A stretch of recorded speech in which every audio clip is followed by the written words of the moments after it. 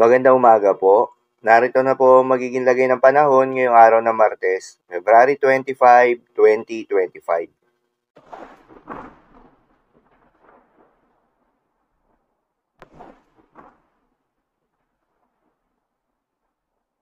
Sa kasalukuyan at ayon sa pag-asa, patuloy na umiiral itong northeast monsoon o hanging amihan at nagdadala pa rin ng malamig na panahon, bahagya hanggang sa maulap na kalangitan na may kasamang mahihina hanggang sa katamtaman ng mga pagulan sa buong bahagi ng Luzon.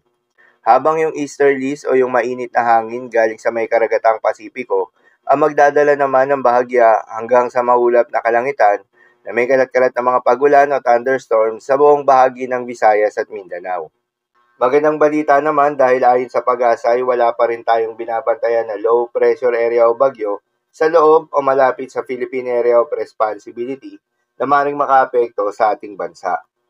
Para naman sa magiging lagay ng panahon ngayong araw ng Martes, dahil nga sa epekto nitong easterlies, asahan sa may Visayas, Caraga, Albay, Sorsogon, Masbate, Caraga, Davao Oriental at Davao de Oro ang maulap na kalangitan na may kalat-kalat na mga pagulan at thunderstorms.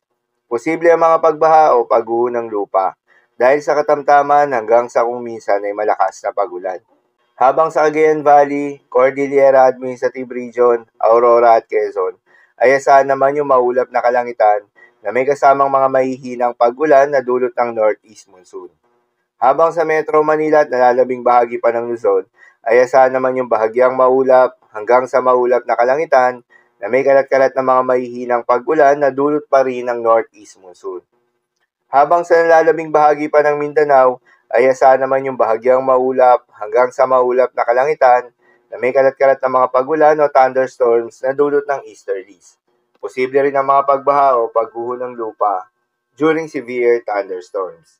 Sa mga apektadong lugar, ingat sa mga posibleng banta ng pagbaha at pagguho ng lupa, lalong-lalo na sa mga lugar na inuulan na noong mga nakaraang araw pa.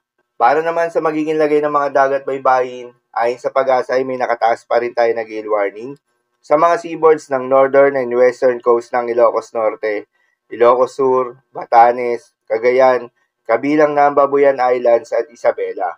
Kapag ganitong may gale warning, pahin ang pag-asa ay huwag munang pumalaot yung mga kababayan nating mangingisda at yung may mga maliliit na sasakyang pandagat sa mga nasabing seaboards dahil inaasahan yung maalon hanggang sa napakaalon na karagatan.